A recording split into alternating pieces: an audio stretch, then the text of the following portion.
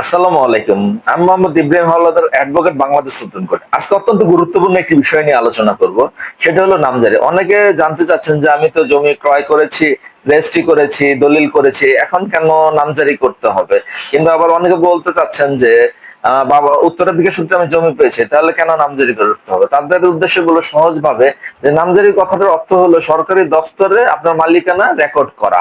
অর্থাৎ আপনার যে জমিটা ক্রয় সূত্রে কি পেয়েছেন কিংবা উত্তরাধিকার সূত্রে পেয়েছেন, সেটা সরকারি দপ্তরে রেকর্ড করা, অন্যের নাম থেকে যে আপনার নামে জমিটা ট্রান্সফার করা, এটাই নামজারি বলে। আপনার জমি ক্রয় করার পরে কিংবা উত্তরাধিকারী সূত্রে জমি পাওয়ার পর সর্বপ্রথম কাজ হলো নামজারি করে খাজনা খারিজ দেওয়া, অর্থাৎ জমির যে সরকারি খাজনা আছে সে খাজনাগুলি ক্লিয়ার করা। আর বর্তমানে নামজারি করা খুবই সহজ, অনলাইনের মাধ্যমে নামজারি করা যায়। তাই নামজারি নিয়ে বিচলিত না হয়ে ক্রয় করে কিংবা উত্তরাধিকার সূত্রে যেভাবেই পান না কেন নামজারিটা করে নেবেন, তার ফলে আপনার জমিটা আপনার নামে অন্তর্ভুক্ত হবে। ধন্যবাদ।